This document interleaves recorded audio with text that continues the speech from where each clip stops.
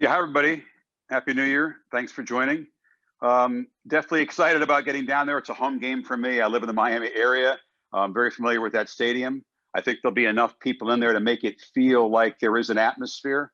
Very grateful the Orange Bowl folks get to run this game in an exceptional season. If you have experienced people that are used to staging big events, as opposed to a one-off local committee, it helps a lot. And so I'm encouraged by the steps they've taken, and I think they're going to run a really nice event. The matchup is obviously fresh. I've seen an uptick in interest, as good as the Clemson-Alabama games have typically been. There may have been some fatigue, to say the least, and I think that the Buckeye Nation, being the #1 fan support team in the sport, and being underdogs again, but coming off that performance against Clemson, I think there's a lot of energy around this matchup. I think there's a lot of intrigue. There's typical controversy from 2020 that's bleeding into 2021. So there's a lot of nice ingredients, tremendous star power. I was host of the Heisman show last night, as you probably know, and to have the Heisman Trophy winner, a receiver for the first time in 28 years in the game, testing one of the areas of the Buckeyes defense that's been suspect, is certainly intriguing. And I think it's got all you want really in a championship game. We haven't called many close ones, Kirk and I, but we're overdue for a true 4-quarter game that comes down to the last possession. So I manage expectations, but I always go in hopeful. Thanks, Chris. If you have a question, please use the raise hand function, and I will unmute your mic and call on you. And if I don't mention it when calling on you, please share your outlet before asking your question. And we will start with Barry Jackson of the Miami Herald. Barry, you should be able to unmute. Thanks, Amanda. Hi, Chris. Good to talk. Hey, Barry. How are you? Good. Thanks. Enjoyed you on the Miami games and others this year. Two things. Sorry to ask about Miami on this call, but I was wondering if you agreed with Kirk's assessment that the North Carolina game basically eliminated the equity they had built up in the start before that game, and obviously subsequently the Oklahoma State loss. And then one national question. I was curious if you thought it was at all hurtful to college football that basically it's the same pool of 6 or 7 teams that are appearing consistently in every playoffs. Is that good, bad, or meaningless in terms of the health of the sport, do you think? Well, the first thing first, the Canes fell flat. It was a terrible performance against North Carolina. One of those things that's hard to expect. Everything to play for. Didn't get a sense they were going to play like that, and they got overwhelmed and didn't respond when North Carolina released that offensive onslaught. And that was puzzling and very disappointing. Did it destroy all the equity built up all year? That's in the eye of the beholder. I don't speak for Miami fans. I'm sure a lot were upset, maybe even disgusted, puzzled. I mean, I got a bunch of texts during the broadcast because I have a lot of friends who are Canes fans, but I'm not here to say that it ruined everything they accomplished. I mean, they did come up small against Clemson and came up small at home in a game in which the Orange Bowl was on the line. The bowl game didn't shock me. Very disappointed to see De'Eric go down. I think the foundation is still there for Miami. He's recruiting well, Manny, and I think that the future is still promising, but it certainly was a thud at the end of the year, and they thought they had maybe conquered some of their December/January blues, but they returned again.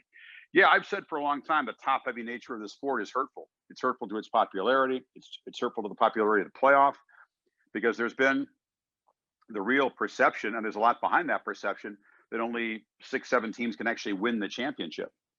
And, you've got 2 of them competing for it on Monday night.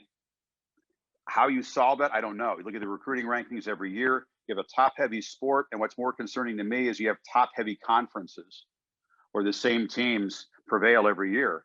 In the ACC, certainly.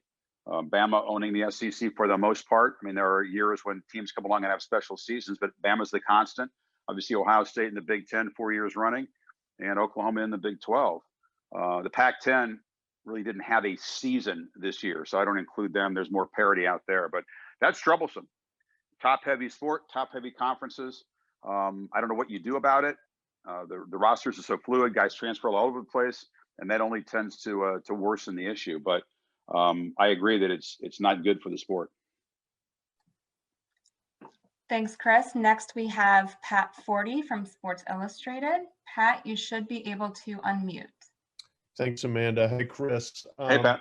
I'm going to ask a two-part question. Apologies, but I know you're a pro. You can handle it. First of all, what's it been like from a broadcast perspective doing this season compared to your other seasons? And secondly, has this season been successful for the sport? We've made it to the finish line, but it's been quite an adventure along the way. Well, the second part first, I do think making it to the finish line means it succeeded. I mean, against the odds, against a lot of smart people who thought it wasn't prudent, it wasn't possible, the sport did make it through. Some conferences succeeded much better than others. As I said a minute ago, the Pac-12 didn't really have a season. Pains me to say that. I love that conference. Were they even a part of college football 2020? I'm not sure. Other conferences played most of their games. It was problematic, the staggered start, the different protocols. Fans were confused. It gives rise to all sorts of theories and suspicions, which wasn't good for the sport. But the fact that for the most part, teams were able to manage it. And I think you look at a team like Alabama, just speaking to Devontae Smith, spectacular job managing COVID. I mean, Saban obviously got his positive test, missed the Iron Bowl, but they did a fantastic job disciplining themselves within the team and getting to this point. Ohio State's had less success. Clemson had less success. But they, by and large, the teams that have the infrastructure, the organization, the resources in place handled it pretty well. It's been a challenge. Nothing is the same about broadcasting. And I don't want to complain about it because I'm every day grateful for this job, Pat. I mean, I'd be idiotic to complain about it. But when you look at how collaborative a TV production is, that's part of the joy. And that's been missing. We don't really have meetings among ourselves. Obviously, no meetings with players or coaches, no practices, no fans a lot of the time. So a lot of the ingredients that create the joy of the job were not there. You pour a lot into the 4 hours on Saturday night. And when the games we covered were consistently, we averaged a 26-point margin in our games. So that's unheard of. I don't know if it's a record. Levy's crew claims that last year they were in that neighborhood, but I don't know if anybody's had a series of blowouts quite like we've had, unrelenting series. The semifinal felt closer than that, but for the most part, these games have been over in the third quarter. So that tends to take some of the fun out of it too. But listen, I mean, so many people put in so much and so many people called games from their couch that I was grateful to get on site. So no complaints, but there's no doubt we want to get back to the way things were before very soon. Thank you. Sure. Next up, we have Joey Kaufman of the Columbus Dispatch. Joey, you should be able to unmute.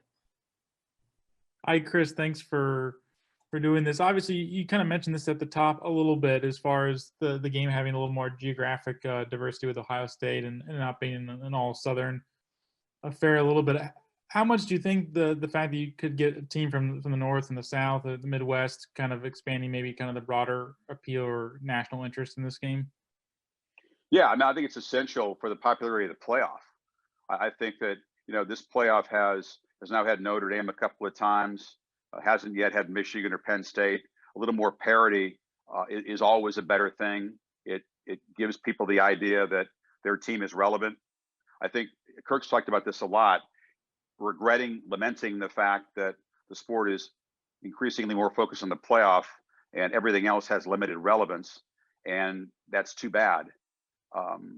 We promote the playoff, we promote the hell out of it as we would. But I do think that geographic balance is essential. Having a team like Ohio State in there, which is the #1 TV ratings team in the country. I mean, every time that they're on the screen, the rating is respectable. And I think you put them in a championship game, their fans are extremely excited about what they saw in New Orleans. I think you're going to have a lot of buzz and a lot of buildup. And I hope we get a game that reflects that. But SEC versus Big Ten is always a great formula. North versus South. And I think that, the fact that the last time they met, it was a very important milestone win for Ohio State in the Superdome to put them into the first playoff championship game. There's enough recent history to make you think that, with their roster, they're certainly capable. So, I mean, like I said, there's a lot of ingredients. Geographic balance is just one of them, but it's an important one. Thanks, Chris. Next, we have Liam McCone from The Big Lead. Liam, you should be able to unmute. Hi, Chris. Nice to talk to you. Appreciate you taking the time here. Thank you. I just wanted to ask you about what it was like working with Kirk virtually last weekend there. What adjustment did you two have to make in order to try to keep that synergy that you guys have built over the years and ensure the same quality of broadcast, despite the fact that you weren't right next to each other like you've grown used to? Yeah, I got the text as soon as they landed in New Orleans. The phone was blowing up. Kirk and others were texting me, and I thought, uh-oh, this can't be good. And then I got the news. It creates stress. It's disappointing for him because I know how badly he wanted to be there for a semifinal, for that particular matchup. He hated to miss it, so I was disappointed for him. It puts a stress on everyone in the production, obviously. We had done it in the regular season once, and so I felt better about the semifinal having gone through it once before, because the uncertainty that first time was really real. How would the delay be? How is he going to be able to see the way he usually sees the game from home? But I got to say, and Kirk talked about this, the technical job they did, that home setup, if you've seen video or pictures of it, was pretty tremendous. And his ability to analyze the game, he's the best in the business. And I would have felt far less comfortable than anybody else in that position. But the fact that he and I, this is our 25th season together, if you can believe that, beginning in '96 with Game Day, a lot of years there, a lot of Thursday night seasons, and now the last, 7 seasons on ABC. So there's a lot of time together. I kind of know how his mind works and vice versa. So that really helps. We were able to see each other on a monitor. That's not the same as being in the booth. Believe me, it's a layer of challenge. And I think we sort of decided, let's win this race in fourth gear. You can't take as many risks with the production, wedging in the elements, wedging in the words that you'd like to say. You have to sort of back off a little bit and manage your expectations. Having said that, everybody wants to do the best possible show, and the viewer doesn't really care where you are. They just want you to do a good broadcast. And I was pleased how it went. Don't want to do it again. Glad that he's scheduled to be in the booth on Monday for sure. Next, we have Matt Baker from the Tampa Bay Times. Matt, you should be able to unmute. Hey, Chris, I want to follow up on kind of the top-heavy nature of the sport. What in your mind is separating the Clemson, Alabama, Ohio State kind of top tier from the next tier? Your Florida is Notre Dame, Oklahoma. Yeah, I mean, it takes a lot. As people have said, winning is simple, but it's never easy. So we take for granted that these programs can just assemble the ingredients that it takes to win, much less win the way they've won. Creating a dynasty is incredibly difficult. So teams like Alabama and Clemson, we sort of take it for granted, but you can't. I mean, listen, more and more success is tied to personnel in this sport. And by that, I mean the talent on the roster as tied to, not exclusively tied to recruiting rankings, because you can debate the merit of them, but the talent on the roster has a stronger correlation to success than it ever has before. I think maybe in the past in this sport, you could scheme your way to the upper echelon. You could shock the world with an offense or a scheme that whether it's the air raid or the option, but I don't think it's easy to do that anymore. And I think that the talent is winning out more and more. And when you look at the recruiting rankings year after year, rosters being stockpiled, players wanting to go where they can win a championship, where they can get to the NFL, and the top talent, it seems to narrow their choices. The schools that we're talking about come from areas that produce a lot of talent. They don't have to import that much of it for the most part, although they do, because Alabama and Clemson certainly go national, and especially Alabama. But it's not an easy solution. I mean, playing catch up for all these programs is really difficult. The resources are immense. It's sort of a bottomless well of resources that those top programs put into it. Whatever they need, they get.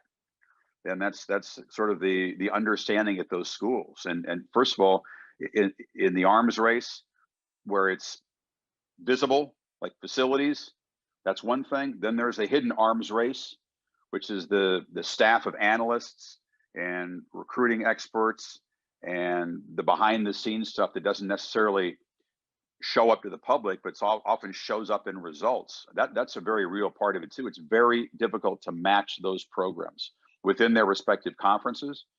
And the playing field is not level. I think you're going to have years where you have a special group like Iowa State emerge, there's some ingredients converge, and you have a truly remarkable season from a program that doesn't have those resources, that hasn't assembled that kind of roster. But that is the exception. And I don't know that it's going to change going forward. I still think that, and that's the problem with the 4-team playoff, to be honest with you. I've become a proponent of expansion because, Kirk and I have talked about this. You can predict not just the favorites for next year. You can look at 22 and 23 and 24 and say, all right, 2 or 3 of these teams are going to make up the playoff. But there's 1 or 2 slots for everybody else to battle over. That's not good for the sport. I mean, we all know that. Thanks, Chris. Next we have Patrick Murphy with 247 Sports. Patrick, you should be able to unmute. Hey, Chris, thanks for doing this. From an Ohio State perspective, the Buckeyes being back in the title game, it's been obviously since 14, but doing it with Ryan Day, who not only obviously his second year as a head coach there, but his second year as a head coach at all. I'm curious your impressions of him and the success that they've had under him, despite the fact that he hasn't been a head coach prior to this. Yeah, it seems like he's been a head coach for 10 years in terms of his skill set. Not surprised. One conversation with Ryan Day reveals pretty easily his skill set, his intelligence, his organizational abilities. I talked to Ryan, during this whole off season of uncertainty, because I was trying to seek out the sharpest minds in the sport, other guys too, Lincoln Riley, et cetera, who were figuring out ways to navigate this off season and get their teams ready, get them on the field. And it's very obvious that the people that have that infrastructure and that skill set and the resources did better. Ryan, obviously, he contributes on multiple levels. I think for the reasons I just talked about, he's one of the best coaches already, even in year 2. And obviously, he's a difference maker on Saturday. He's one of those play callers who's worth points, period. Everybody knows it. I think Chip Kelly was that way at Oregon when the Ducks had it rolling. A head coach is also the play caller and is brilliant at that job. And you look at what he did, just his responsibility against Clemson in that semifinal game. It's hard to outcoach and make Brett Venables' defense look confused and look sort of silly at times. And their plan was extraordinary. They executed it brilliantly. A lot of credit to the players, but a lot of credit, goes to Ryan Day. And I think that, he's in demand. Obviously, their challenge for him is going to be keeping him away from Sunday duties somewhere, because people will always come calling. And, right now, Ryan Day they're very fortunate to have him. And it was a brilliant, brilliant hire by Urban Meyer. Next, we have Jeff Spiegel with ABC 3340. Jeff, you should be able to unmute. Thanks, Chris. Really appreciate it. I know you were part of the ceremony last night, and all the wide receivers all over America are celebrating the fact that Devontae won. Do you think this will start a trend toward that position being more strongly considered for the Heisman, or do you think this is just kind of a one-hit wonder thing and we have to wait 29 more years for another one? I doubt we'll wait 29 years. I hope so. I think people should be open-minded.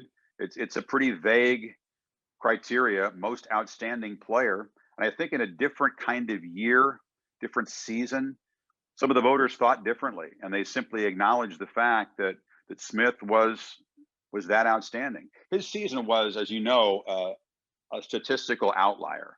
It wasn't a typical All-America wide receiver season. He was so far beyond the others at his position in all the major categories and made such an impact. I think when Waddle got hurt and Devontae began to get extra attention, and yet you still couldn't stop him, and the way that he performed in all of their biggest games and the way he went about it, then you look a little bit deeper. If you did look deeper, you realize this guy is a model teammate. He's truly the alpha of that offense, which at 175 pounds, if you line up on the edge of the field, that's typically not a role taken on at a place like Alabama. But his contributions, his example, his quiet leadership, his toughness, his completeness as a player, his humility, it was so refreshing. I mean, he represented his program and all the receivers well, and what his message to kids, you've been told you're too small, you're never going to make it, was great. I mean, I felt for a long time that wide receiver play is one of the most underrated things in the sport. I mean, people now understand you got to have good wide receivers, but for a long time, it was never really considered, along with quarterback play or offensive line play. And the difference between making a play and not making a play, a catch or a drop, yards after the catch, which is the difference between a 3-yard gain and a 50-yard gain. Just winning those battles on the edge, it is crucial to be an elite team right now. And to have guys like that who, even at wide receiver even to come out of the wide receiver room they've had in recent years and just go so far beyond, I'm glad the voters recognized it. Desmond, my buddy, is no longer the answer to the trivia question. And there are now 4 receivers. And I would predict that the way the modern offenses work, it's a pretty high bar. I mean, if you're going to try to match Devontae's year, I mean, good luck at the highest level against the best competition. But yeah, I hope it opens people's minds. And I think it's good for the award.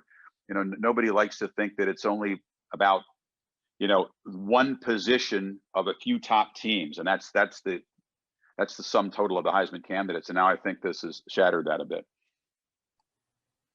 Next, we have Faygo Franklin from New Stitch Media.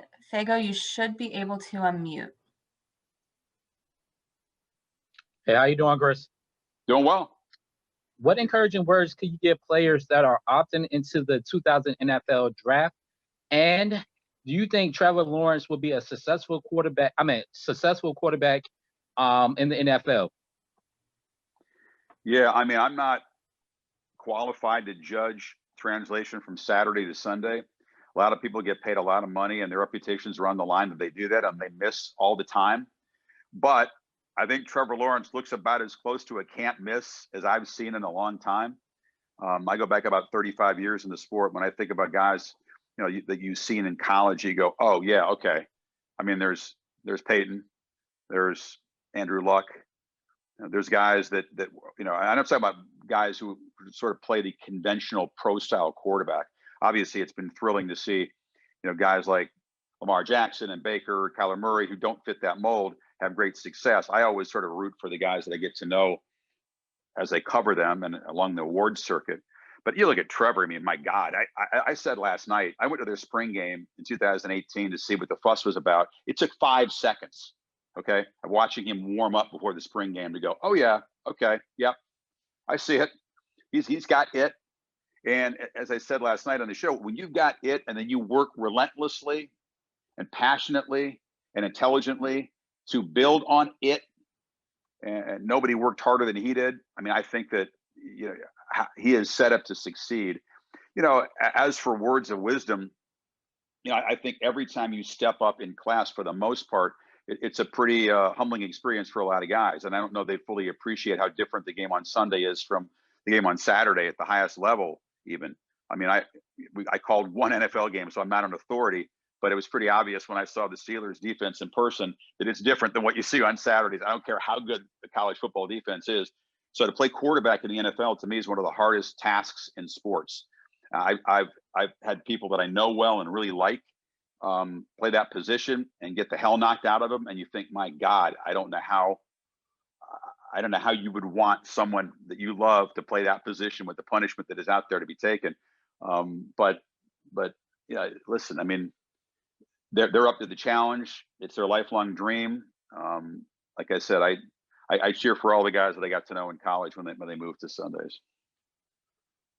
I hate to see when they get hurt. Like, it kills me to see Saquon get hurt. I really, he was one of my favorite guys in college, on and off the field. And man, you feel for him. You see, it's a rough and tumble world up there on Sundays for sure. Next, we have Ken Capps from the FWAA. Ken, you should be able to unmute.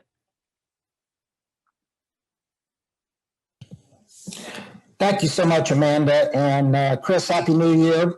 And wanted to ask you, what are your thoughts about Coach Saban allowing Steve Sarkisian to stay and coach the national championship game?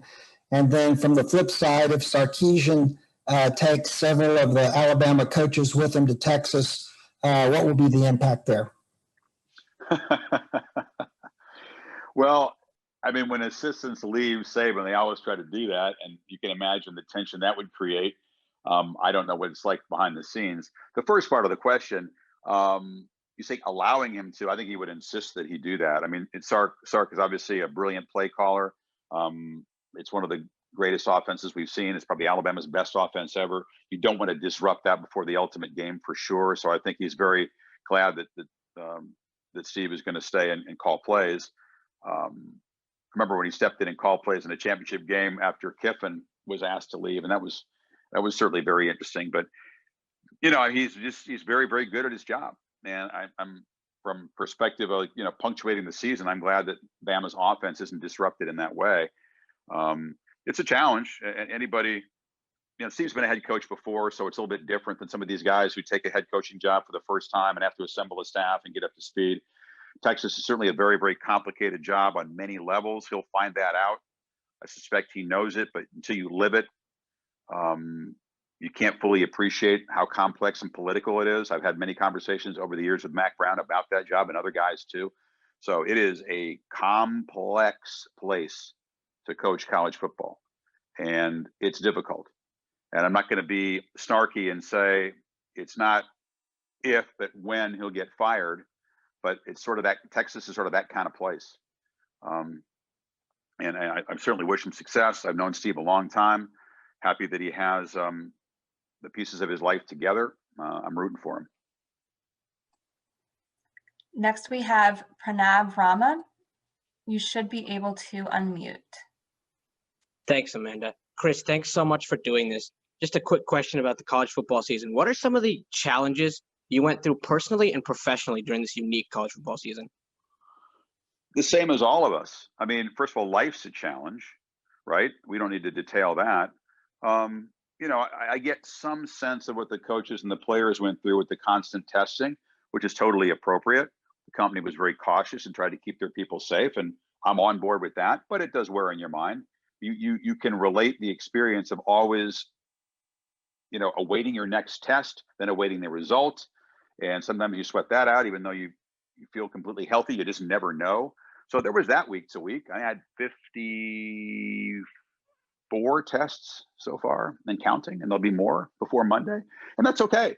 But it's just, I think all of us who've been in that testing thing can appreciate the tension. The travel's not the same. I detailed before how different the production is, how much I miss the collaboration and the face-to-face contact. Having a drink with the crew on Thursday and Friday night, watching a practice together, sharing meals, being in the same room as you prepare for a big game. Football is a very collaborative sport, very social sport, and football production is very collaborative and very social, more than anything else I've worked on except the World Cup. And that's all been missing. Everybody's a screen and a camera, and it's tough. As humans, I think we miss that. So again, those are all challenges that are small compared to what so many other people are going through. And you have to acknowledge that. It kind of goes without saying, but as grateful as I am to have this gig, and every single day that the gratitude is authentic, it's not the same. It's not the same, and it's challenging and not quite as fun, but hey, here we made it to the end of the season. So again, as all of us wish, you just want to get back to being able to enjoy the coverage of this sport and everything else in life the way we used to. Next, we have Donnie Woods from World Exposure Report. Donnie, you should be able to unmute. Chris, thank you for everything that you do for college football. I appreciate it. Which quarterback would you give the advantage heading into this game? I know one hasn't played that many games this season, and the other probably should have finished second in the Heisman Trophy poll. Who would you give the advantage to? Well, first of all, thanks for your comments. We have to operate on the assumption that Justin Fields is good to go, and that the hit he took in New Orleans is not going to hurt his movement. And he's not going to be wincing every time he throws the football. I don't know if anybody knows the answer to that yet. He's still got some time to heal. Obviously, it's taken some time to heal. When he got hit, I thought maybe his ribs were broken. Who knows? You think, my God, are his kidneys okay? I things that run through your mind when you see that kind of a helmet to the midsection. It's the kind of thing that you wonder why more quarterbacks in college don't wear those rib protectors, those pads on the side that you see more guys on Sundays wear. But if he's good to go, I mean, he's building on great momentum. I mean, Justin was an interesting guy to talk to before that game because he admitted that during the season, he mentally wasn't right. It messed with his head, the pressure. They were giving him the Heisman after 3 games. And I think that the burden that he was shouldering in that offense, he was a leading rusher, I think, for the first 3 games. Sermon hadn't gotten going. The offensive line wasn't clicking the way they did against Clemson. And so he was carrying an enormous burden. I think that with those guys blocking and Sermon running and Olave coming back, and if they can keep everybody sort of together, he doesn't need to take the field believing he's got to be Superman every play, because Mac Jones certainly doesn't have that burden. I mean, Mac is a very, very smart, sharp guy surrounded by an arsenal. And can you imagine if they actually get Waddle back and he can contribute? I mean, that makes it even scarier. I don't know whether he's capable of doing more than just being a decoy, if he can even dress, but that's an interesting, kind of aspect to this game. Mac's just super impressive. I think that he's not pressured very often. I have a mountain of analytics. I don't want to bore you with all that. But Notre Dame actually affected him more than most teams did. And it still didn't slow them down that much. But Justin's performance was just one of those things that will live forever in the history of the sport. I don't care what happens in Miami. And I've seen a lot of stuff in 30 plus years, and I'm not sure I've seen a gutsier performance in pain on a bigger stage, the way he stepped up, knowing he was coming off his worst game that embarrassed him so badly he couldn't even watch the tape of the Northwestern game for a while. And knowing he's taking on Trevor, who comes from 20 miles away, top pick in the draft, hearing from everybody, oh, Justin, your draft stock is dropping. I mean, imagine all the stuff going through his head. He's got to filter out. As you said, he's played a season and a half of football. Max just had kind of 1 year as the full-time starter. So neither guy is sort of that Trevor Lawrence figure in the championship game. And there's something that's different. You talk to all the players. Regular season, not the same as a conference championship game. Semifinal, not the same. And then there's another level of intensity from the semifinal up to the ultimate game. And all the players who have played in that have talked about that. And in this playoff era, it's a dynamic. It just escalates and builds. And, until you've been in that stage, you don't really know exactly what it feels like. It is the Super Bowl of college football. And we see even 10-year vets on Sundays struggle in that ultimate game mentally just because it feels different. And so that's part of the fun. That's part of the unknown. I don't expect either guy to crumble under that pressure, but it is an interesting dynamic. And, let's see. I mean, Trevor Lawrence had a rough game, and not many expected that to happen to that degree going in. Ohio State was able to affect him with a pass rush that was very collective, knocked the ball out of his hands, frustrated him. Not many have done that to Mac Jones. That's their assignment against this quarterback as well. And if they can do that early, have some success, create some doubt, they can re-script what people expect to happen in Miami, but it's not easy to do that against Alabama. Like I said, they protect him extremely well. And also the success of the running game makes it tough to just come after him with abandon. So not easy. I mean, that's why nobody slowed him down. Donnie, did you have a follow-up? No, sorry. You could tell I get excited. I could talk for an hour about the quarterbacks and the matchups and stuff. I don't mean to give you a long-winded answer, but I get fired up when I think about everything that goes into this, Love it. Next, we have Mark Stallworth with the Miami Times. Mark, you should be able to unmute. Hello, thank you. My name is Mark Stallworth. I'm with the Miami Times newspaper. Thank you for doing this, Mr. Fowler. My question to you is, for the newer generation, you're deemed to be the voice of college football. Growing up, we know that Keith Jackson more so was the original voice of college football, but what does his impact mean to you, and how do you use his, the experience that you shared with him in the booth to what you do today? That's very kind. I mean, I grew up like you did, listening to Keith Jackson. There were other voices even before him that you could consider the preeminent voice in college football, but certainly for for a couple of generations because of his longevity, his excellence, his unique feel, his unique style. There's only one Keith. So the worst thing you can do is try to be like Keith. Brent came along and sort of inherited that role. I am not the voice of college football. Okay. There is no voice of college football. There's just too many games, too much content, and too many different ways to do this job. And I don't aspire to be. I don't claim that title. I think it'd be foolish to do that. I listen to a lot of guys call games. I enjoy different styles, just as fans do. I try to meet my own standard, and I try to improve every single game, every single season. It's been hard to do this season. I'm not going to lie to you. I don't think I've met my standard all that often, just because of what we're all dealing with. But I mean, I don't really view it as a responsibility because I don't really take that title very seriously. Working with Keith was a thrill, man. I mean, he was a little bit of a mentor to me. We didn't cross paths that often, except at the Rose Bowl and the big BCS championship games. But every time I got to be in his presence, it was exciting for me. When he retired, I got to go to his house and drink some really, really nice red wine out of his cellar, which is a life moment that I'll never forget. I miss him dearly. I think of him every time I go to the Rose Bowl. But yeah, there's only one Keith, and you should never try to imitate that. It's flattering to even be in the same conversation with some of these guys who have presented the sport so beautifully over the years. Next, we have Porter Hayes from Sports and Culture Sports Media. Porter, you should be able to unmute. Hello, Chris, and thank you for taking the time. Last year, LSU, everybody said they had the best season in college football ever. I mean, what extra motivation do you think Alabama's trying to come into this game and top that and win the game? Yeah, I don't know. I hope they're not thinking about that. That'd be the worst thing for Nick Saban, to have his team try to beat a team they played last year. But I mean, the comparison's inevitable, because when LSU comes along and is that overwhelming, especially on offense, I think that I wouldn't be alone in saying that I'd not seen a more impressive offense ever in college football. The perfect storm of play caller, quarterback, playmakers, protection, everything kind of coming together.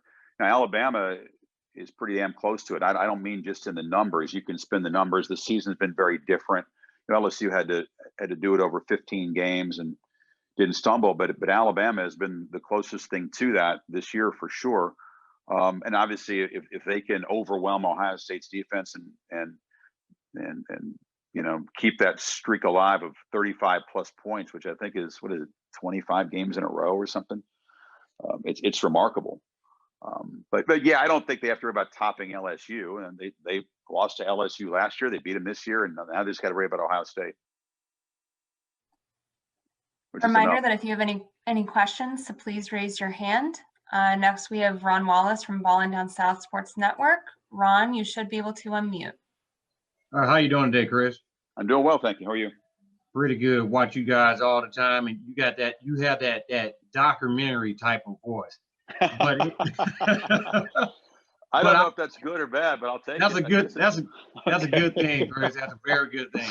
You a good storyteller. But no, two-parted questions.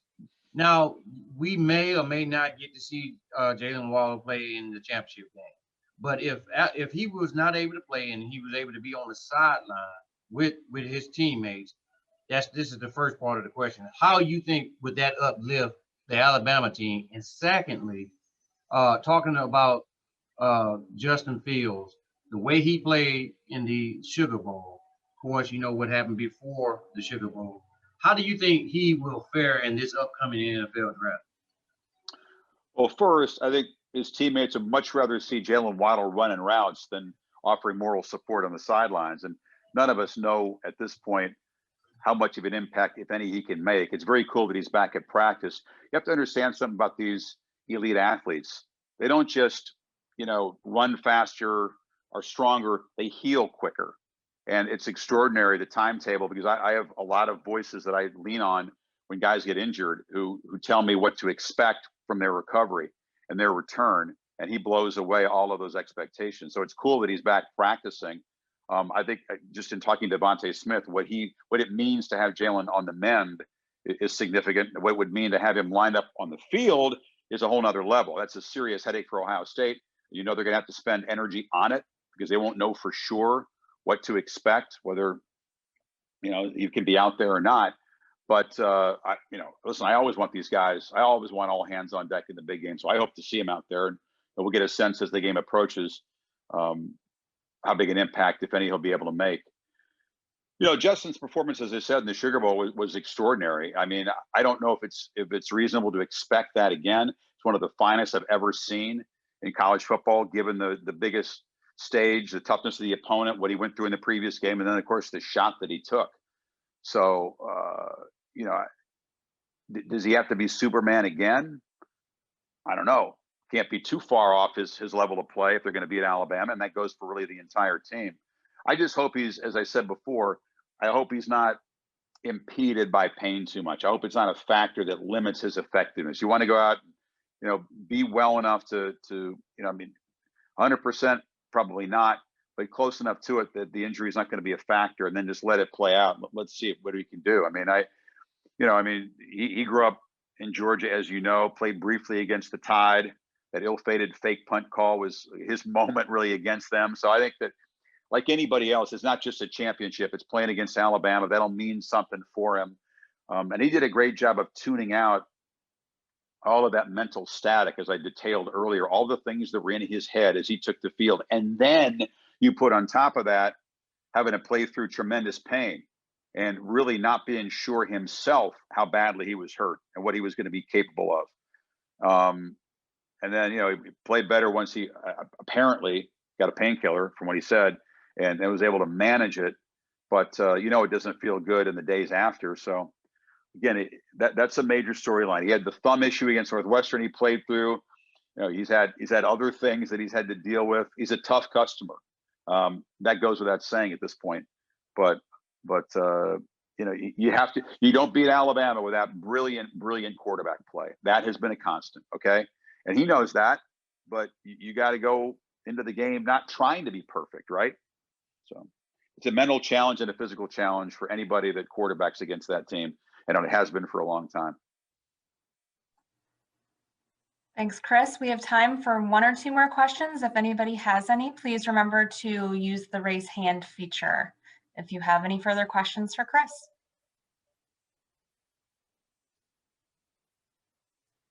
Going once? Going twice? Oh, we got one more. Here is Mark Stallworth from the Miami Times. Mark, you can unmute. Hello, Mr. Fowler again. Just off the wall question. You said there was a red wine. Do you remember what the wine was in the year? The Keith served me? Yes, sir. I don't know. My memory got fuzzy after we finished the bottle. No, I'm sure it was a superb California Cabernet, but I don't remember. I didn't care what. He could have served me lukewarm water, and I would have been happy to sit there and talk to him. But he wouldn't do that as a gracious host. So no, I don't remember that. You're right. That was off the wall. But thanks for bringing up a good memory. Appreciate everybody in the 305 and beyond. We'll do our best. We hope we'll have a full hands on deck for the production. It's a really talented team that puts a lot into it. We got the ingredients for a great game. We're overdue a close fourth quarter battle, so I hope we get it. But again, thanks for your questions. Thanks for your interest, and if we can help you between now and kickoff.